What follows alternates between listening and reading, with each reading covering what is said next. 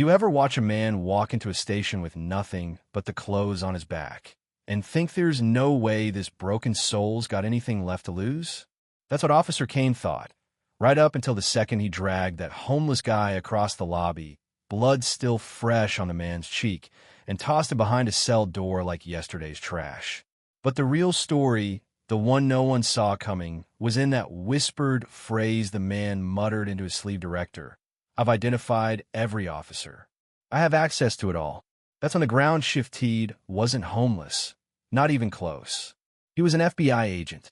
And tonight, Oakage PD's dirtiest secrets were about to surface, like oil slick rising through clean water. You want to know what it looks like when the shield of authority gets stripped away, when corruption runs scared? Keep listening, because this is the kind of story that doesn't just end with handcuffs, it ends with a reckoning. The first spark of this fire got lit in a bland DC conference room. Fluorescent lights humming over the tension between Director Voss and Special Agent Daniel Crocia. That Daniel. The one who couldn't forget what they'd done to his cousin in Oakage. 17 dead in custody, all black, hundreds arrested on charges that fell apart in the breeze. Evidence vanishing, reports shredded, judges winking the other way. Everybody talked, but nothing stuck. So Voss just laid it out flat. They re-smart. They close ranks. We need someone invisible. You're going under, Dan. Homeless vite. Afghanistan. PTSD. Discharge for a bar fight. Lose everything: job, house, family. Drift until you're just another shadow people step over on their morning run. How long? As long as it takes to bring the house down. It took Daniel 2 weeks to disappear, beard scruff grown in, cheeks hollow, old flannel, that special stink of defeat clinging to his clothes. The Bureau's behavioral guy drilled him in how to look right through people, how to sound crazy, but not so crazy you get locked away for real. You're Eli Watson now, and the world's cold. That first day in Oakage, he blended in like another ghost. The city was a knife, one side sparkling clean, the other crumbling under decades of neglect. The white neighborhoods gave polite nods mornings, sir-like, talking to a dog that might bite. But the East, the district with all the stories buried under mugshots, that's where the mask slipped. First day, he watched Officer Kane roll up on a group of black teens, batting out, no cause, just hunting for trouble. Daniel, scarf muffling his voice, murmured details in the Mike Eastern District, routine stop. Officer Kane, badge 427, aggressive. Nobody noticed. At a community kitchen, he met Leia, sharp eyes, quick smile, running a shelter like she was holding back a flood with her own hands. She slid him a sandwich, didn't ask questions. That was how it worked here. You keep moving, keep your head down, unless you want to meet Kane or someone worse. But Daniel wasn't there to survive, he was there to map the rot. So every day he crisscrossed the lines 3 blocks west, 5 south, loop back. Noticed how cops in the nice parts joked with joggers, waved off complaints, never called for backup. In the east, a clerk would call the cops just for leaning on a lamppost. Kane would show up, drag him away for loitering, sneer Eli Watson like it was a curse.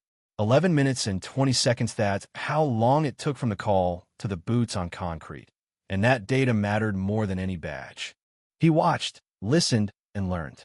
In the shelter, Leia kept lists, tried to get stories heard. Most went straight to the shredder. Adrian, a lawyer who didn't look like a man who'd ever turned down a fight, started helping her filing records requests, getting complaints on paper, knowing damn well they'd disappear unless someone shined a light. Every night, Daniel wrapped himself in a sleeping bag, replaying the patterns: Kane's name coming up too often, Briggs spoken of like a storm you don't want to face, a system running on fear and silence. Then the trap snapped shut. A woman recognized him on the courthouse steps, and he had to act raving about satellites, voices in his teeth, playing the role so hard the world bought it. Kane took the bait, cuffed him, locked him up. In that cell, Daniel saw the truth spelled out: Eastern 19, Western 3, numbers circled in red, a scoreboard for brutality. Officers joked about the Good Shepherd raid coming Friday. Judge already signed off, cameras ready to capture the story their way. Daniel faked a seizure, caught a glimpse of the booking desk, used the chaos to send a signal transmitter hidden in his cuff, green light blinking somewhere far away. That's how you survive when you're surrounded by wolves. You make sure the pack doesn't know which one of them's got a hunter in their midst. The system didn't scare easy. Nights in the cell, officers talked about messy solutions that read like suicides on paperwork. But there were cracks. A young officer, Harper, hesitated, offered to check on his meds, a sliver of kindness in a storm of indifference. When Daniel was released, he found Leia, bruises hidden under layers, voice shaking when she asked what really happened. He told her good shepherd, Friday, anonymous tips, the fix was in. She nodded, bracing herself for the hit she knew was coming. Daniel needed proof, not just rumors. So he got himself arrested again, but this time he aimed for the evidence room. Brushing past Carr, the lieutenant with clean hands and a dirtier conscience than anyone in uniform. Saw the red binder marked insurance, manila folders labeled in code sunshine, gardening midnight. Later, he'd break into Carr's office, camera in his jacket button, snapping pictures of everything ledger entries, planting kits, personal property tagged to black families, everything a crooked cop could use to keep people quiet. He warned Leia and Adrian Friday, don't be there. But to really break the case, he had to let the raid happen, make sure the Bureau was ready to pounce. The night before, Daniel watched as Kane unloaded boxes at a storage unit, unregistered guns, drugs, cash evidence for any occasion. He snapped more photos, sent everything up the line. Now, it was about timing, making sure the right people were watching when the hammer fell. Friday came heavy and cold. Church doors swung wide. Officers stormed in, hands reaching for bags, planting drugs like they'd rehearsed it 100 times. But Daniel was there, blocking the move, dropping the mask. Federal Bureau of Investigation, he said, and the room went still. Kane's hand hovered over his baton. Briggs cursed under his breath. But the shouts from outside FBI, nobody move, changed everything. Chun, the Bureau's lead, swept in with agents, yellow letters shining in the chaos. Briggs and Kane went down, evidence bagged, witnesses protected. For once, the system didn't get to write its own ending. But this wasn't some Hollywood finish. The next days were a blur of arrests, evidence raids, news vans clogging the courthouse steps, politicians scrambling to spin the story. Holt, the chief, tried to warn Daniel not to dig too deep, but it was over. Every ledger, every bribe, every piece of property stolen through shell companies got dragged into the light.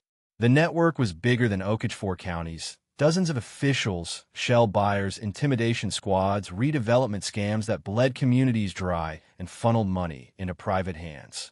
Still, the pushback was fierce. Anonymous flyers, opinion columns accusing the FBI of destroying jobs, smear campaigns targeting everyone who stood up. Leia faced threats, the community center got tagged, volunteers rattled.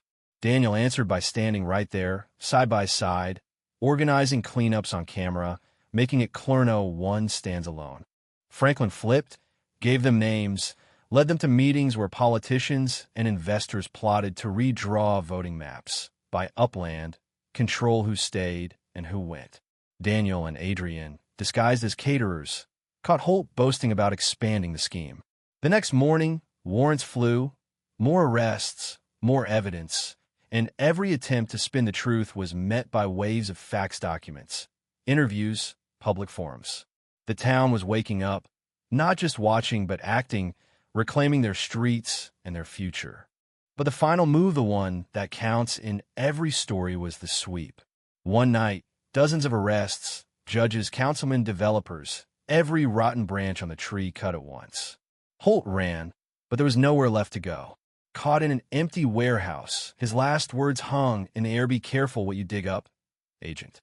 Some things don't stay buried. The warning didn't feel empty. It felt like the truth. In the end, Oak Ridge wasn't just a town cleaned up by outsiders. It was a community that decided not to break, not to fall silent when the headlines faded. Daniel stayed, helping rebuild, watching as people took the mic and demanded their own justice. But every victory came with a new shadow files missing, threats growing sharper, politicians scrambling to bury the past deeper. And here's where the story leaves us: justice done, but not finished. A reckoning that cracked the armor, but left the world just dangerous enough that nobody could go back to sleep. Some things don't stay buried. Sure, but now, neither does the truth. So what do you think? Was the system fixed, or do we just peel back one layer to find a darker rot underneath? Drop your thoughts, justice, corruption, power. Let's argue out. Because the real fight never ends, and Oakage could be any town, anywhere, anytime.